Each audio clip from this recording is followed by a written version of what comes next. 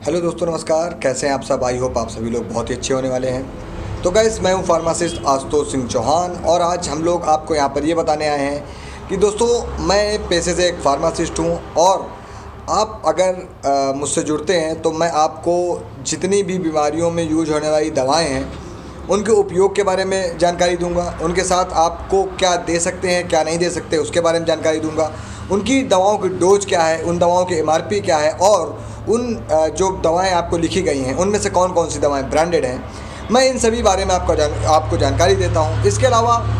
दोस्तों, मैंने एक जागरूकता अभियान खोला हुआ है जहां पर मैं जो भी मेरे पशुपालक भाई हैं, मेडिकल स्टोर संचालक भाई हैं, फार्मासिस्ट भाई हैं, या हम लोग कहें जो भी अन्य लोग हैं जिन्होंने अभी न्यू फार्मिंग स्टार्ट की है, या जो भी हमारे भाई हैं जो हमारे वीडियो को देखते हैं, तो उनके लिए हम लोगों ने क्या किया है, जागरूकता अभियान एक शुरू किया है जिसका जो मुख्य उद्देश्य है वो पशुओं की जो मृत्यु दर है उसको कम करने का प्रयास किया गया है वहाँ पर। और हम लोगों का जो जागरूकता अभियान है उसका जो मेन मकसद है वो जो इनफर्टिलिटी में जो जानवर जा रहे हैं, मतलब जहाँ पर आप लोग देखते होंगे कि जानवर ने 2 ब्यात 3 ब्यात 4 ब्यात दूध अच्छा दिया, उसके बाद कहीं ना कहीं वो बांझपन में चला गया, या हम लोग कहें उसको कहीं पर ऐसा हो गया कि थनैला हो गया जिसके कारण आपका पशु ठीक नहीं हो पा रहा है, या उसको हम लोग कहें सर्रा हो गया, या हम लोग कहें उसको गला घोटू हो गया। इन जो सभी भी चीज़ें हैं वो क्यों हो रही हैं, उसके लिए हम भी आपको जागरूक कर रहे हैं, क्योंकि हम लोगों ने वहाँ पर क्या बनाया हुआ है, कई प्रकार की चीज़ें बनाई हुई हैं। उस प्रकार की चीज़ें वो ये कर रही हैं क्योंकि देखिए, आप लोग जानते हैं कि आजकल आपका जो पशु है उसके जो इलाज का खर्चा है वो धीरे धीरे महंगा होता चला जा रहा है। महंगा होता क्यों चला जा रहा है? देखिए, उसके पीछे वजह यह है कि आपका जागरूक ना होना ही आपके पशु का जो इलाज का खर्चा बढ़ रहा है उसका मेन जिम्मेदारी वो है।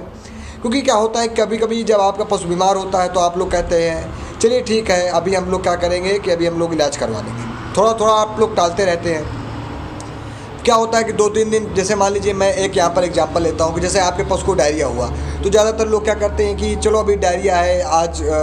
कुछ ख़राब खाना खा लिया होगा तो अभी आज या कल में या परसों में 2-3 दिन लगा दे रहे हैं आप लोग डायरिया वहाँ पर, तब तक क्रोनिक हो जा रहा है। फिर जब क्रोनिक डायरिया हो जा रहा है तब फिर क्या कर रहे हैं, आप डॉक्टर साहब बुला रहे हैं और फिर वो डायरिया जल्दी से कंट्रोल नहीं होता है। क्योंकि डायरिया क्या है कि डायरिया एक कंडीशन है जो कि क्या होती है, धीरे धीरे पनपती है किसी भी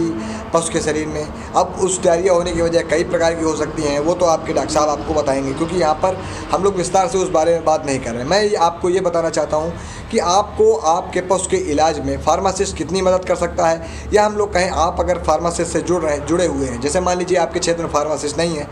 तो मैं आपके लिए यहाँ पर बैठा हुआ हूँ ऑनलाइन। आपको सारी जो भी जानवरों की दवाओं के बारे में जानकारी है, या मैं कहूँ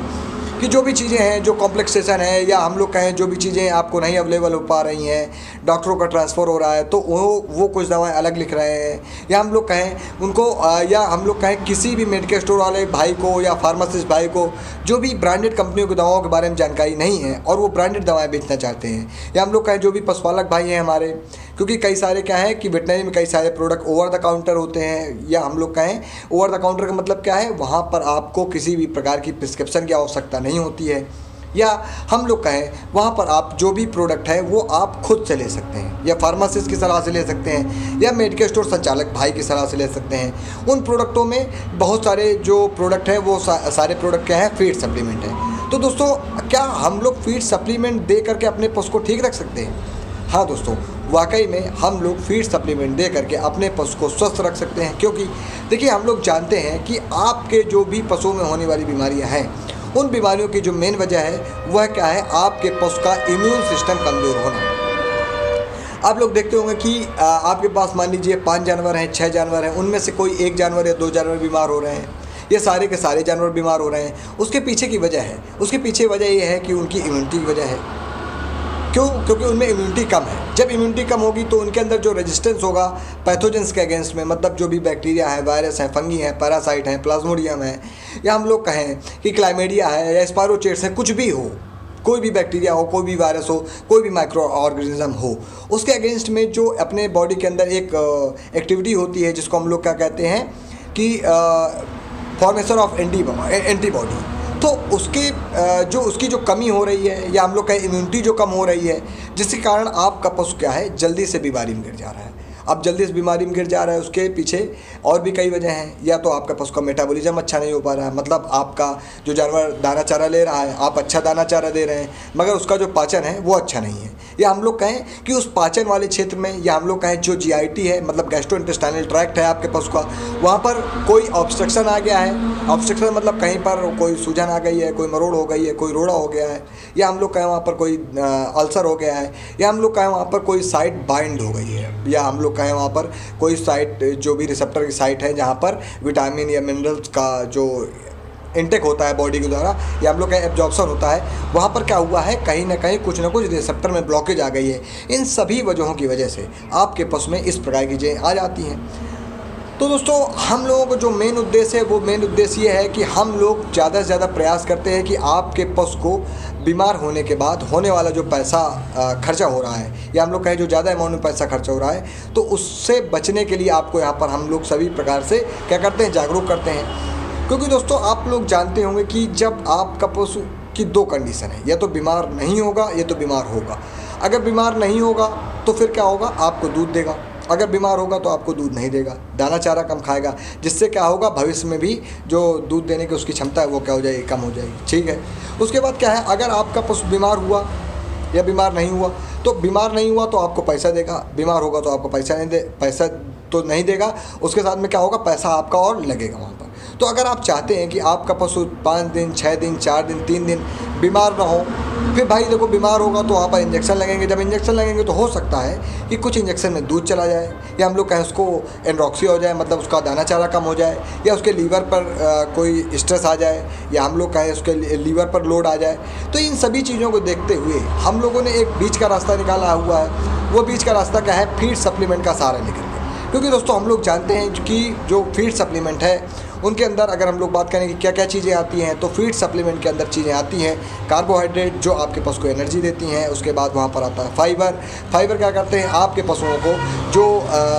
कोई भी इंटेस्टाइन में ऑब्स्ट्रक्शन आ गया है, मतलब आंतों में कोई भी रुकावट आ गई है, या आपके पशु का पाचन अच्छा नहीं है, तो मतलब डाइजेशन को बढ़ाने में, या हम लोग कहें डाइजेस्टिबिलिटी जो आपके पशु की गड़बड़ा गई है उसको बढ़ाने में मदद करते हैं। उसके बाद हम लोग बात करें वाटर की, तो वाटर क्या है, पानी है। पानी आपको अपने पशु को एक उचित अमाउंट में देना चाहिए, क्योंकि पानी की बहुत ज़्यादा आवश्यकता होती है, क्योंकि पशु दूध भी देते हैं। उसके बाद पानी की इतनी आवश्यकता है कि दोस्तों मैं क्या ही बोलूँ, इसका मैं एक अलग आपको वीडियो लेक्चर बना के दूंगा कि how much important the water is, मतलब पानी कितना इम्पॉर्टेंट है in the care of veterinary या in the care of cattle, मतलब पशुओं के जो इलाज के लिए कितना ज़्यादा महत्वपूर्ण है पानी, उसके बारे में भी हम लोग बात करेंगे। उसके बाद सम साल्ट्स, तो साल्ट आपको